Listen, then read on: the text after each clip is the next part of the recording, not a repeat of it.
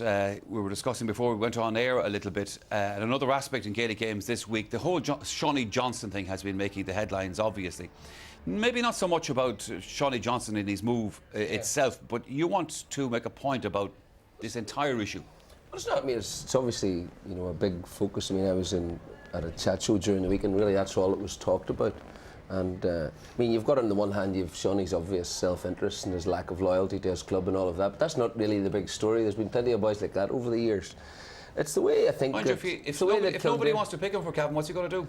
Well, that's the way the GA works. I mean, we're sitting in the debris of the Celtic Tiger, you know, and people are sort of, you know, where people sort of were materialistic and success was everything and money was everything and personal advancement was everything. Then you've got the GA, which is supposed to be community, parish, locale, all of that.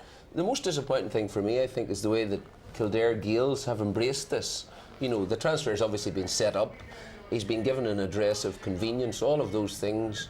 You know, he has walked away from his club. I just think it's not anything to do with what the GA is about, and it's a damaging development, and it gives you an insight into the way that Kildare are currently arranging their games, which is not good. It's a very bad signal. Colin, what's your view on this? I'm not so sure that Kildare Gaels have embraced it. I'd say there's a lot of Kildare people who There hasn't been a single voice of complaint.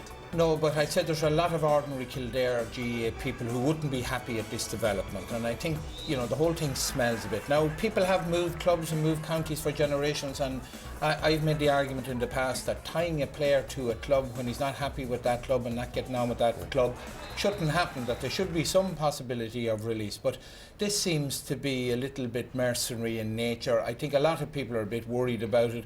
I saw a picture in one of the papers there the other day which showed the Cavan team in a team huddle and Seanie Johnson walking away from them. I don't know whether he'd been taken off. Yeah. And it seemed to sum up Seanie Johnson's attitude to Cavan, that there wasn't much loyalty there to his own team. I'm surprised that Kildare have allowed themselves to get involved in this.